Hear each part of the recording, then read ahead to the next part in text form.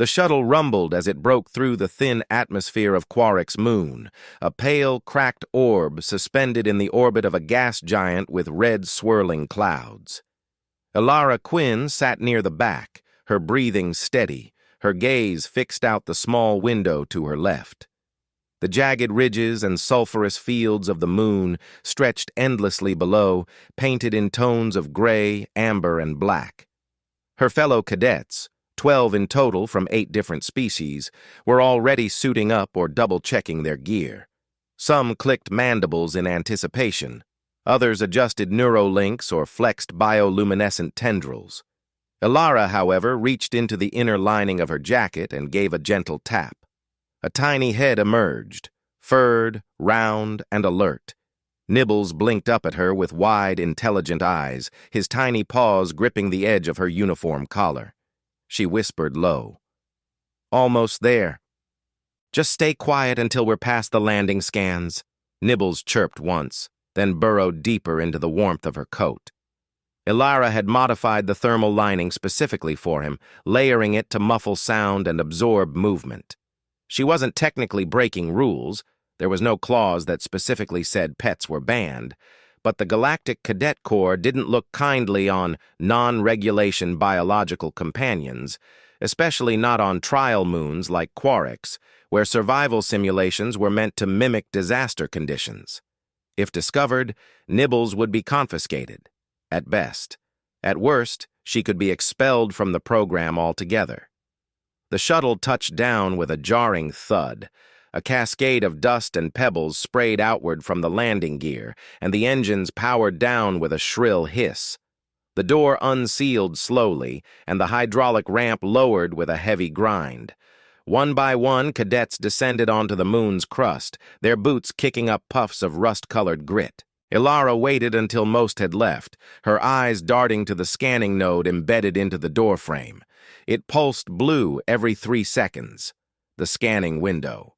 She timed her movement between pulses and passed through without pause. The signal light blinked once as she stepped past, but the readout remained green. No anomalies detected.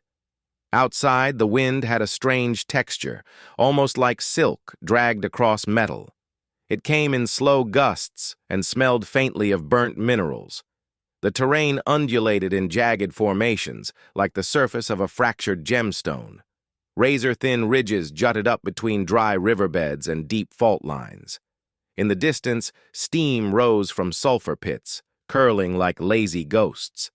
Each cadet was issued a wristcom with a terrain map, limited to local positioning, no orbital satellites, no real-time galactic data.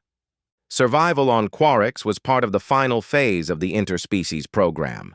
2 weeks in hostile conditions with no outside help unless a cadet issued an emergency beacon. Activating the beacon would mean forfeiting the trial.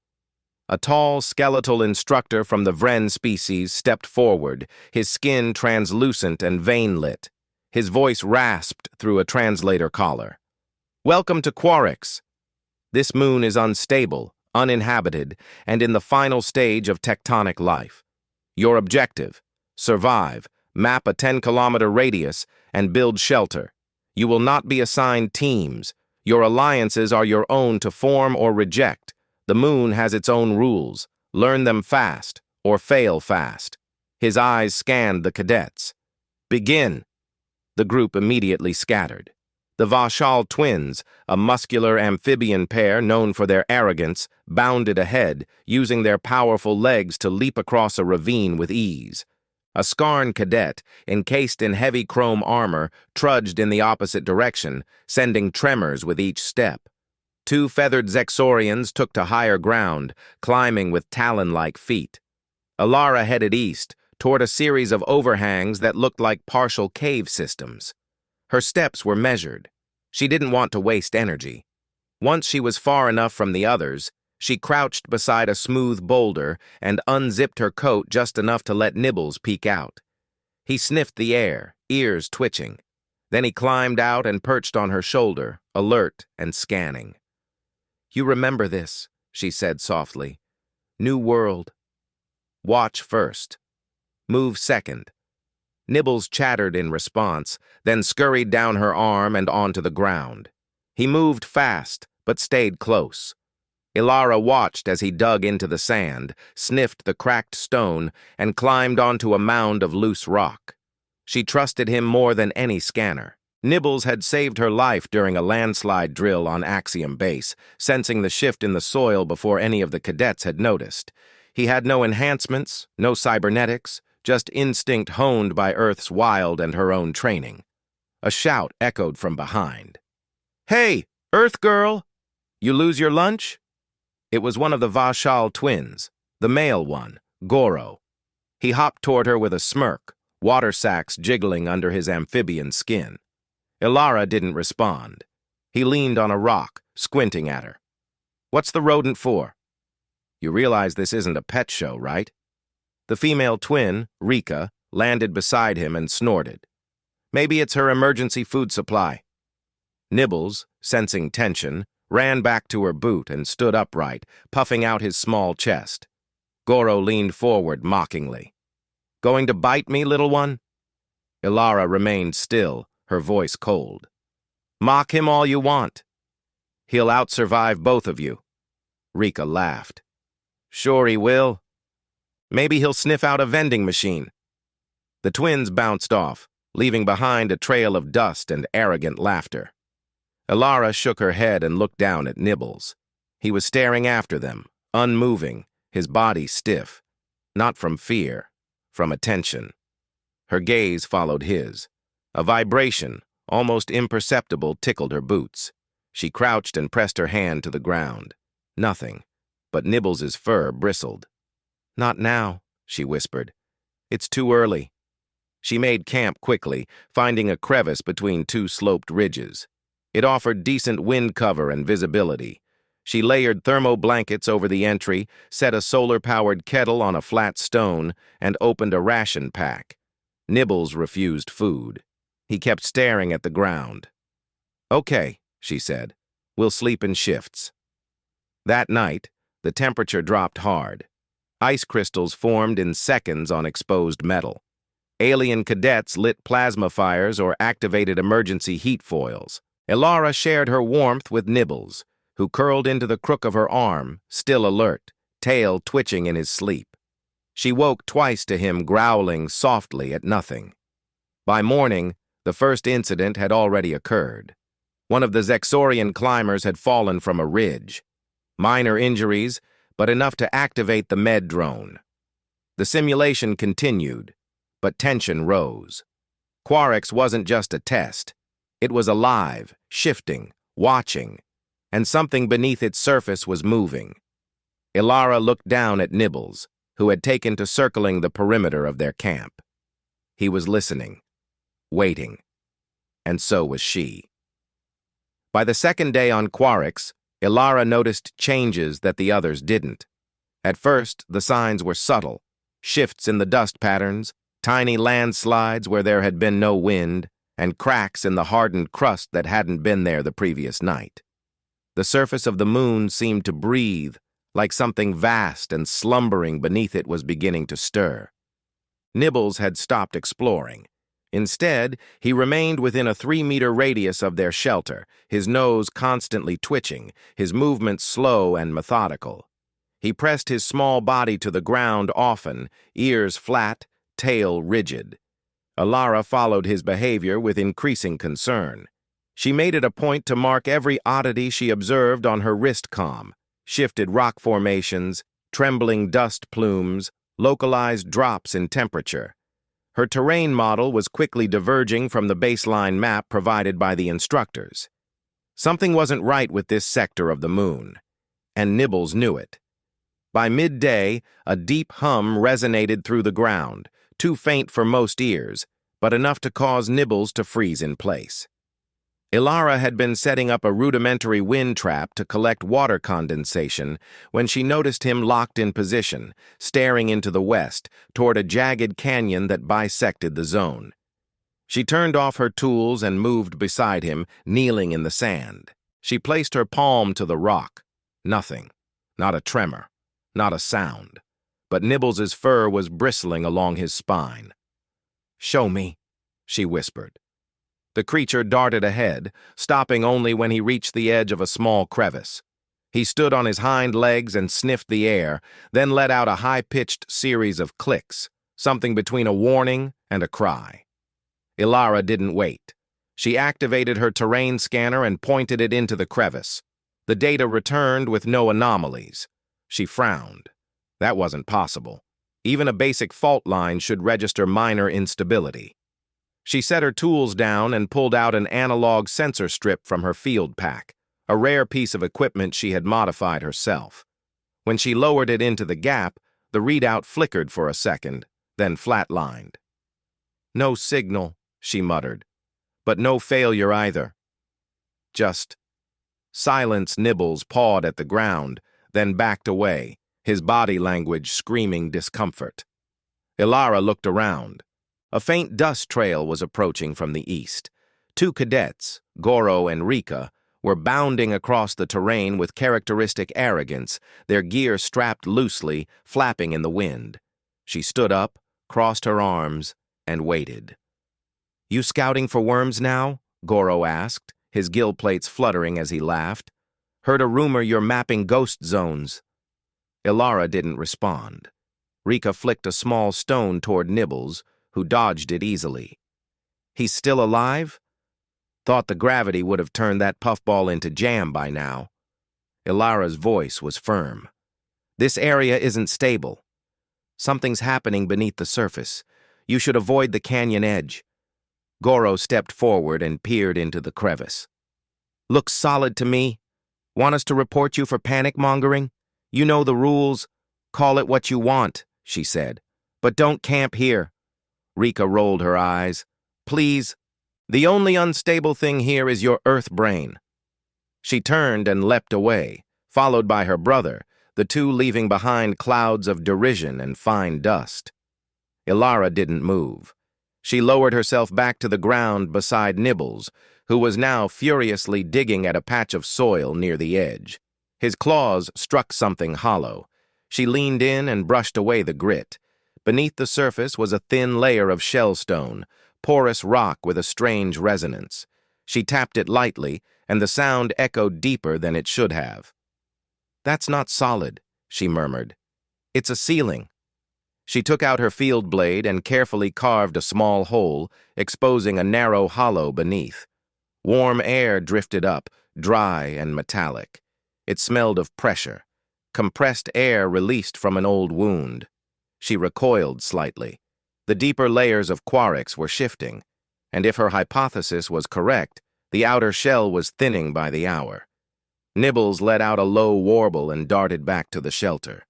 Ilara followed, checking the sky. The wind had changed again, now flowing north to south, the opposite of the previous morning. She added it to her log, then sat down to review the full list of anomalies. 13 different signs. None confirmed by official scanners, all observed through instinct, animal behavior, and environmental patterns. She knew she couldn't report this through normal channels. The instructors wouldn't act on gut feelings. They wanted data, cold, measurable data. And right now, she didn't have it. But she had Nibbles, and that was enough for her.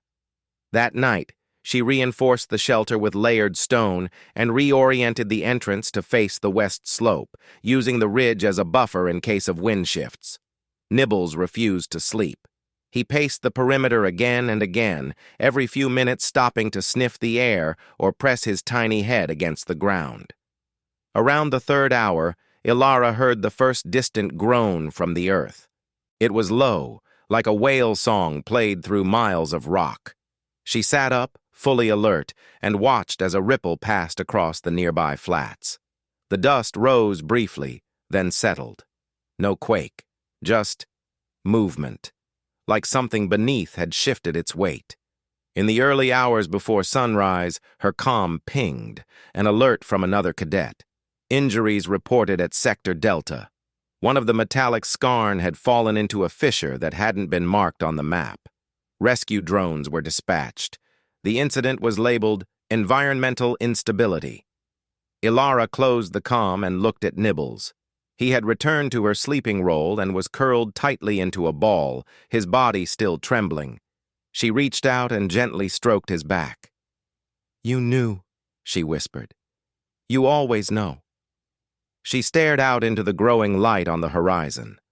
Tomorrow she would move the shelter farther uphill. The others wouldn't listen. But she would prepare, because something massive was building beneath Quarix, and only those who were truly listening would survive it. By the fourth day, the tension across Quarix had grown into something palpable, like static in the air before a thunderstorm. The official maps still showed no anomalies, but Alara had abandoned the maps entirely. She relied on her own observations, on the way dust slid down slopes, and on the quiet language of Nibbles's movements. The creature had become a metronome of unease, his tiny claws scraping grooves into the stone whenever she tried to settle him. She had moved the shelter higher into the ridge and had begun setting small marker flags along the safest route to it, not because she thought the others would follow, but because she felt compelled to warn them in case they changed their minds at the last moment. That morning, Nibbles refused food entirely. He crouched on the lip of the ridge, his body pressed flat, his tail rigid and his nose constantly trembling as if tasting the air. He made no playful chirps, only soft, urgent clicks. Alara crouched beside him, feeling the low vibrations through her boots. The ground had begun a slow, rhythmic pulse, almost imperceptible but steady, like the heartbeat of a buried giant. She activated her analog sensor again and lowered it into a thin crack near the ridge. The readout flashed once and then went dead. She pulled it back up with a curse. The magnetic field was warping even her non-digital instruments now. She rose and scanned the lower flats through the scope of her wristcom. Clusters of cadets had formed their own camps, bright dots of fabric and heat signatures against the muted rock. Some had dug shallow trenches for shelter. Others had simply spread thermal tarps across the ground. None of them were above the line she had marked 2 nights before. She exhaled slowly. She knew she had to try again to warn them, even if it cost her credibility. She descended from the ridge, leaving Nibbles crouched at the shelter entrance. The creature let out a sharp squeak, a sound that made her hesitate. She looked back and saw him standing upright, paws lifted, eyes locked on her as if begging her not to go. "I'll be quick," she said, though her voice was more for herself than for him. Then she jogged down the slope toward the largest camp. The first cadet she encountered was a young Zexorian with violet feathers. He was crouched beside a plasma stove, his crest dim with exhaustion. Alara slowed and spoke in a low, steady tone. "You need to move your camp uphill. The crust here is thinning. You're in danger." The Zexorian blinked at her. "Our scanners show stable ground," he said, his voice clipped by the translator chip at his neck. "We have no reason to relocate." Alara shook her head. "Your scanners can't read what's happening under the shellstone. The pressure pockets are about to rupture." He stared at her for a moment longer, then turned back to his stove without a word. She moved on to the next group. 2 insectoid cadets building a wind wall from scrap plating. She repeated her warning. One hissed through its mandibles and waved her off. The other simply folded its wings tighter and ignored her. By the time she reached the Vashal twins, she was already sweating under the thin air and her own frustration. Goro stood atop a rock, flexing his powerful legs, while Rika adjusted a net of vine fiber around their gear. They both looked up when she approached. "You again," Rika said. "Come to tell us the sky is falling?" Alara met her gaze without flinching. "The ground will fall, not the sky. Move your camp." Now Goro laughed and leapt down beside her. "You're obsessed with doom, Earth Girl. Maybe your pet's paranoia is rubbing off on you." She didn't respond to his bait. "If you want to survive, climb to higher ground before nightfall." Rika tied off the last knot and stood. "We'll be fine. We're stronger than you. We don't need your instincts." Ilara's voice dropped to a near whisper, but it cut through the dry air. "Strength won't matter when the ground gives way." For a moment, the three stood in silence, the wind hissing between the rocks. Then Goro clapped his hands once, a loud wet sound, and grinned. "Go back to your ridge, human. Play with your rodent. We have work to do." Ilara turned without another word and began the climb back to her shelter. She felt the eyes of the twins on her until she reached the base of the slope. Then only the wind followed her. She didn't stop until she reached the narrow entrance she had carved between two leaning slabs of stone. Inside, Nibbles waited near her pack, trembling violently. She dropped to her knees and scooped him up. His small body was rigid, heart pounding so hard she could feel it against her palm. He emitted a series of rapid clicks, then a high, piercing squeal unlike anything she had heard from him before. It cut through her chest like a warning siren. She looked out at the horizon. The light had shifted. Shadows were longer, though the sun hadn't moved. She felt the pulse under her boots grow stronger, the intervals shortening. She worked quickly. She reinforced the shelter entrance with a lattice of stones and anchored it with cord from her pack. She repositioned her water traps uphill and secured all loose equipment. Then she dragged her emergency med kit and rations to the deepest corner of the shelter. Nibbles scurried from one corner to the other, checking every crevice as if he understood the plan. As dusk approached, a faint roar began somewhere in the west, deep and low, rolling across the flats like distant thunder. She crawled to the entrance and peered out.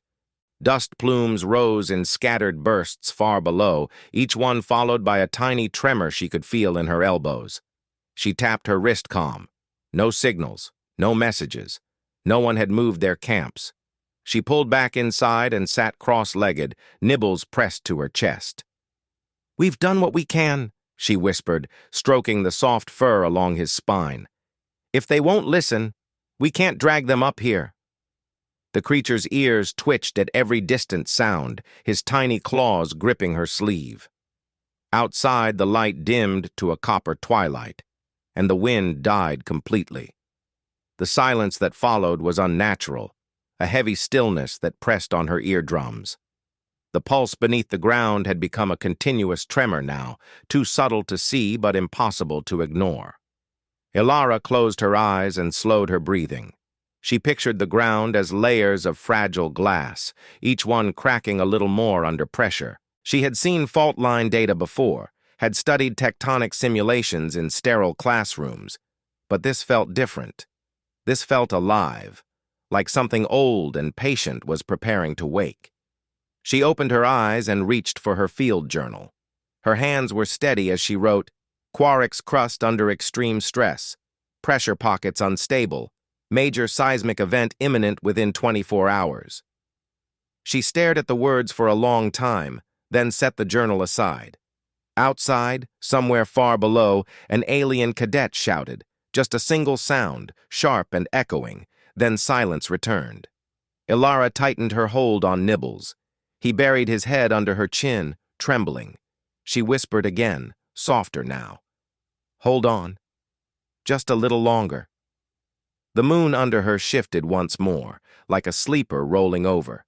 In the darkness of the shelter, Ilara waited, every sense stretched taut, knowing the real test had only just begun. The first break in the crust came just after midnight. Ilara had not slept. Her back pressed against the cold wall of the shelter, her arms wrapped around Nibbles, she listened to the rhythmic throb beneath her intensify into something sharper. The ground no longer pulsed like a heartbeat. It vibrated like a cracked engine, unstable and spinning faster with every passing minute. Outside, the world had sunk into a silence that was too complete. No wind, no dust trails, no movement in the sky. The planet that Quark's orbited had turned slightly, casting a blood-orange hue across the moon's terrain. That glow seeped through the gaps in the stone, bathing the interior of the shelter in flickering light. Nibbles began to squirm. He clawed at her arm, then jumped down and ran toward the entrance. His body stiffened. He flattened against the ground and let out a long, high-pitched whine. Ilara crawled beside him and looked out. At first, she saw nothing. Then the ground at the edge of the lower flats bulged upward, like a blister rising beneath a layer of skin. The bulge held for 2 seconds, then burst. Stone fractured with a sound like thunder being torn apart. A long, jagged seam ripped across the valley, stretching from the canyon wall to the dry lake bed beyond the southern ridge. Flame shot upward from fissures, no natural fire, but a violent venting of superheated gas and light. The moon groaned under the force of the rupture. A deep shudder passed through the terrain, shaking the ridge. Rocks tumbled from the slope. Cracks spidered across the lower basin and consumed entire tents in seconds. Alara pulled back into the shelter and covered Nibbles with her body. The shelter trembled. Dust rained down in thick sheets. She clenched her jaw and braced her arms against the sides of the stone enclosure. The quake came in waves, first lateral, then vertical. She could feel the rock buckling beneath her knees. Outside, she heard metal scream as shelters collapsed, followed by the sharp, unnatural whine of equipment failing. Then came the silence. But it didn't last. The second quake hit harder. A low boom erupted beneath the ridge, followed by a rumble so powerful it felt like the world was falling sideways. Ilara's teeth slammed together, her vision blurred. The entrance to the shelter lit up as a fireball of gas burst from the canyon's edge and raced along the ground. The heat seared the air, but the slope's angle kept it from reaching her position. Nibbles let out a frightened squeal and tried to burrow beneath the thermal blanket. Ilara wrapped her arms around him and whispered through clenched teeth, "You were right. You were always right." She crawled to the edge of the entrance and peered out. Half the lower valley had disappeared, not collapsed, erased. Where cadet camps once stood, there was now a molten scar. Ilara saw a glint of metallic plating sinking into the rock, a piece of someone's armor. She couldn't tell who it belonged to. At the far edge of the basin, she saw 2 figures scrambling up the slope, their silhouettes distorted by the heat. One of them was limping. She activated her wrist comm and tried to signal. No response. The network was down. She grabbed a reflective panel from her gear and angled it toward the figures, flashing a signal in short bursts. One of them stopped and pointed.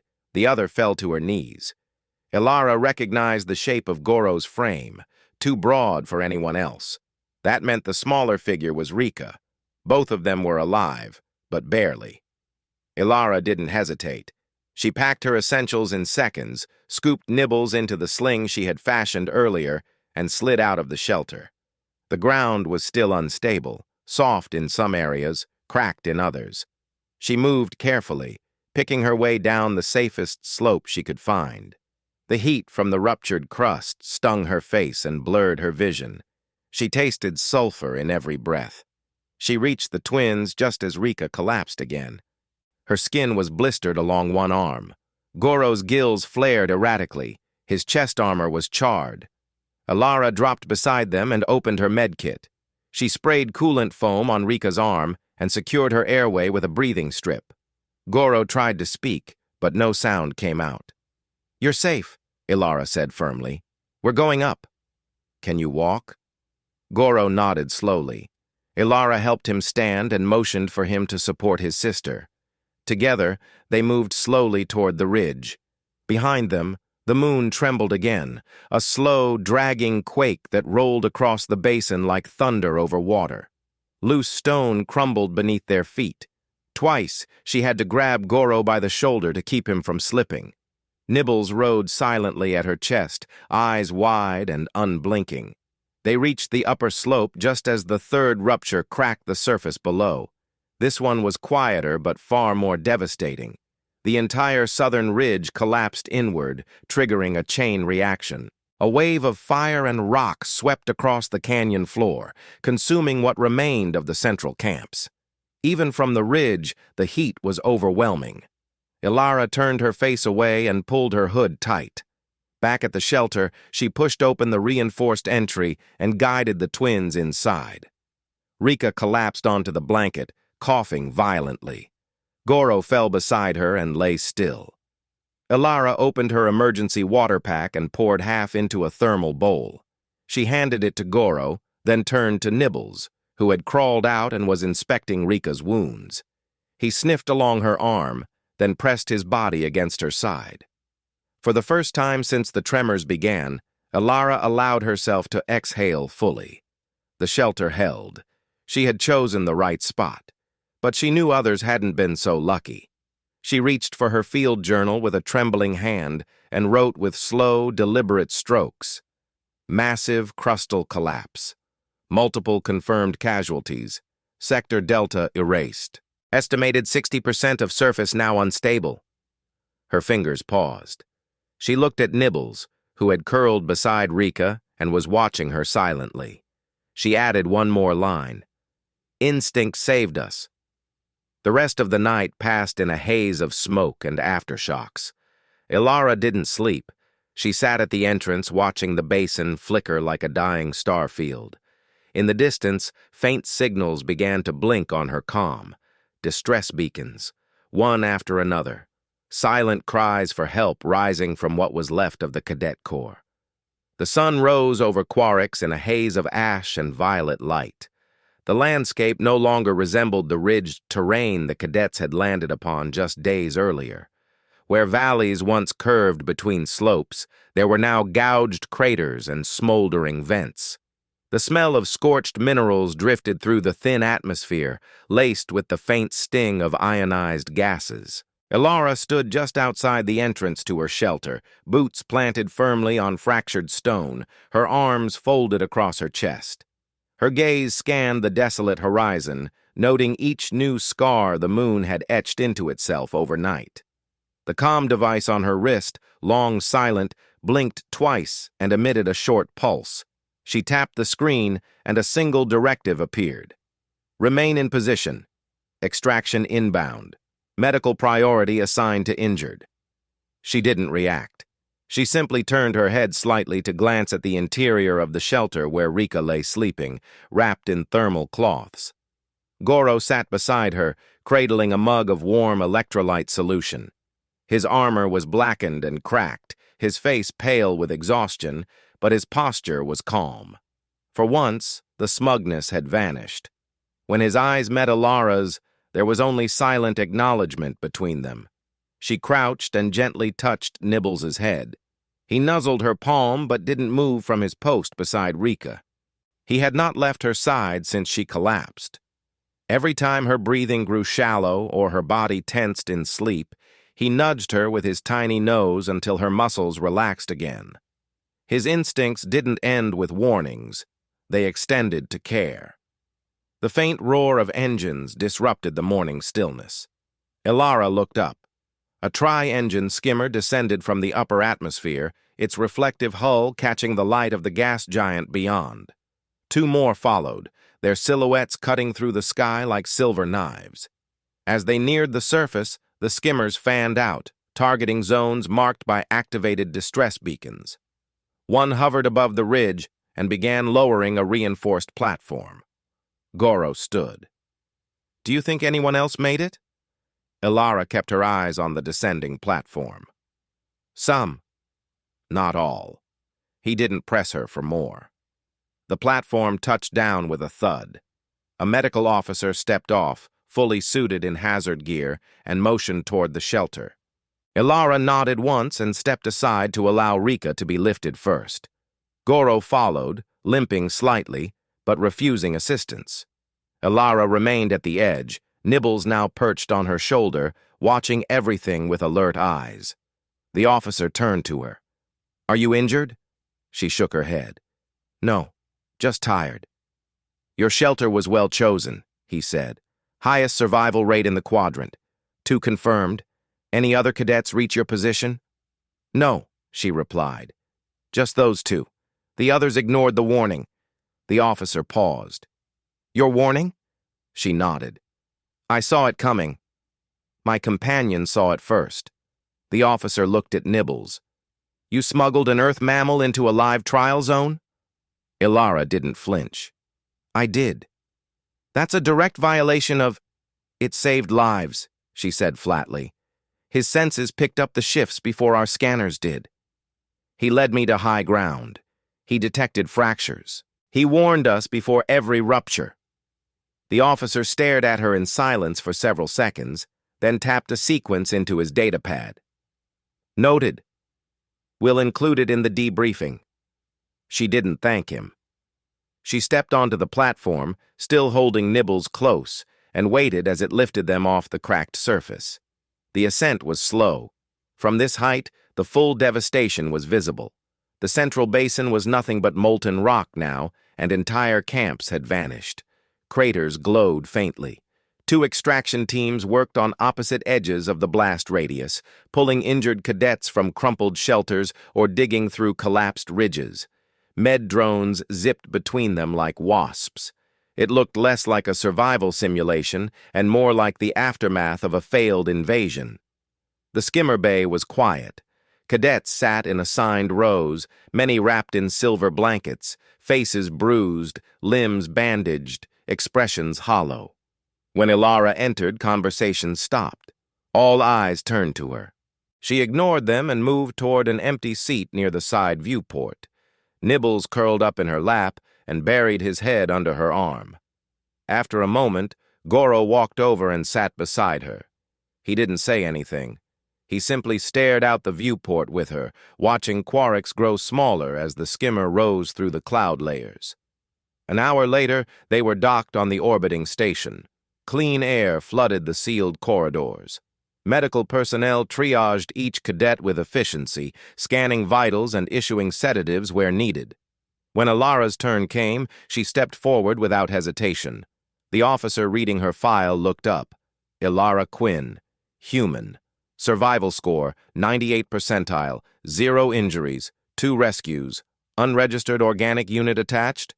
Ilara held Nibbles higher. Name, Nibbles. Species, Earth mammal. Role, field partner. The officer hesitated. That isn't a recognized designation. It is now, she said. He made no argument.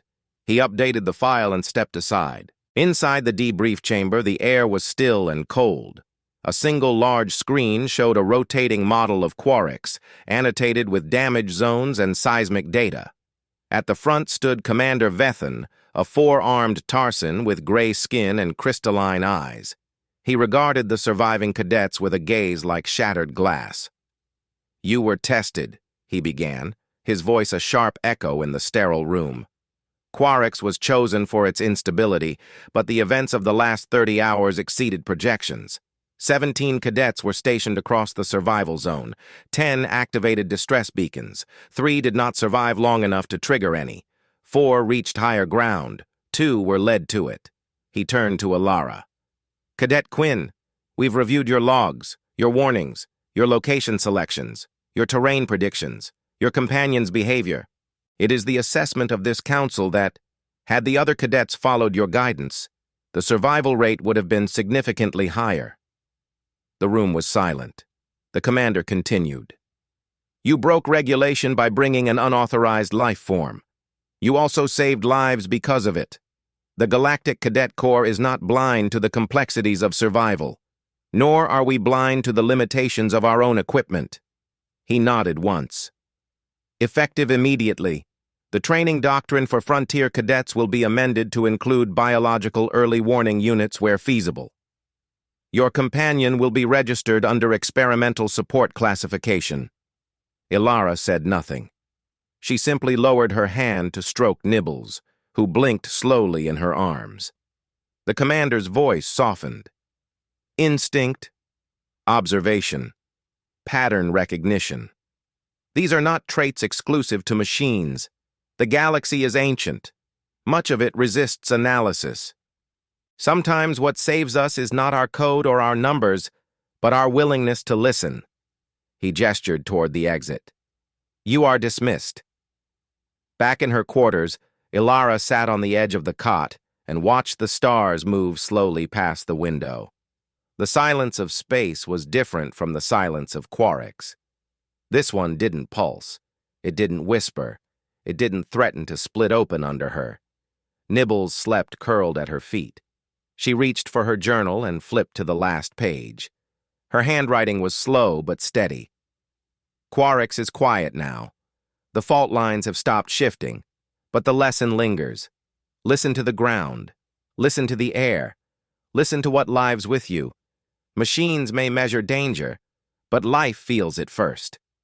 She closed the journal and set it beside her. Nibbles stirred. She smiled faintly, then lay back and let the silence hold her, this time without fear.